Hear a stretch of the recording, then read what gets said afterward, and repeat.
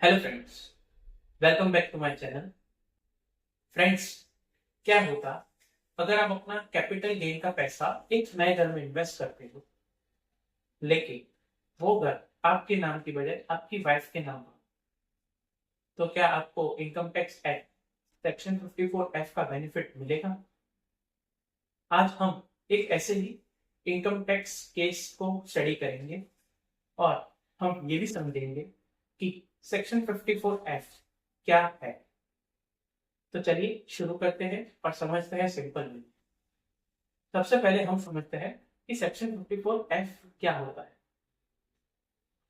ये सेक्शन उन लोगों के लिए है जो कैपिटल असेट बेचकर एक नए रेसिडेंशियल में इन्वेस्ट करते हैं। इसका बेनिफिट ये है कि अगर आप अपना कैपिटल गेन का पैसा एक नए रेसिडेंशियल प्रॉपर्टी में इन्वेस्ट करते हो, तो आपको कैपिटल गेन में छूट मिल सकती है। बट अ क्वेश्चन रेज, क्या वो रेसिडेंशियल एसएससी के नाम पर ही होना चाहिए? तो अब हम बढ़ते हैं केस स्टडी की। केस का नाम है commissioner of income tax versus Shri Kamal Bahal. ये केस दिल्ली हाई कोर्ट का 2013 का है। केस का बैकग्राउंड ये है, कमल बहाल एक रिटायर्ड एम्प्लॉय है। उनको उनके फादर के थ्रू इनहेरिट में एक प्रॉपर्टी मिली थी जिसका उनके पास 50% शेयर था। 2008 में उन्होंने और उनके ब्रदर ने वो प्रॉपर्टी सेल की और उन्होंने उससे कैपिटल गेन जनरेट किया। अब उन पैसों से कमल बहाल जी ने 31 लाख रुपीस का एक प्लॉट परचेज किया और 34 लाख रुपीस से एक नया घर परचेज किया।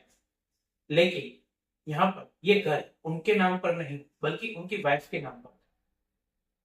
अब यहाँ असेसिंग ऑफिसर की एंट्री होती है। असेसिंग ऑफिसर का कहना यह है कि आपको सेक्शन 54F का क्लेम नहीं मिलेगा।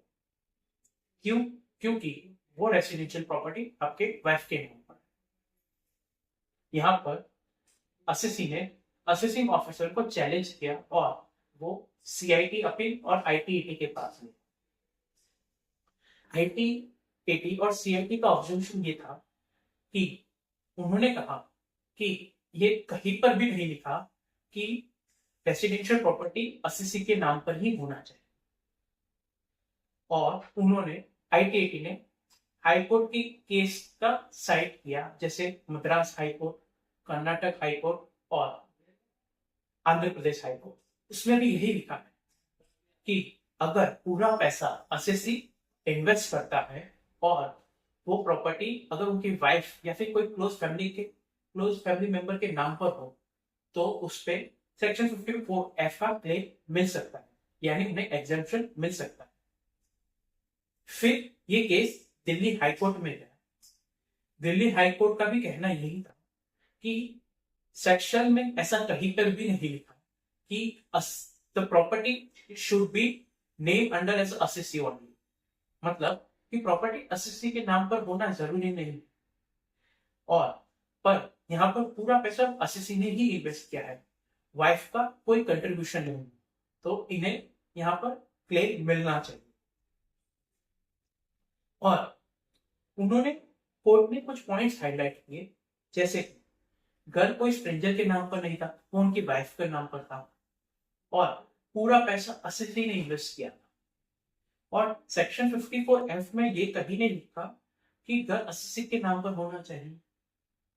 तो रिजल्ट ये था कि कमल बहाल जी को 51 लाख रुपीस का एग्जाम हुआ और रेवेन्यू की अपील डिसमिस की।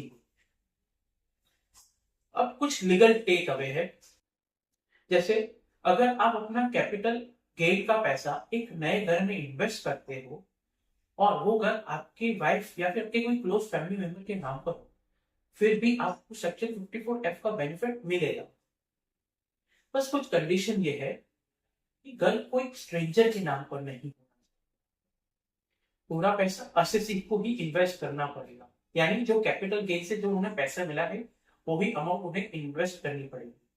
और इंटेंशन जेन्युइन होना चाहिए, ना कि कोई टैक्स इवेजन होना चाहिए।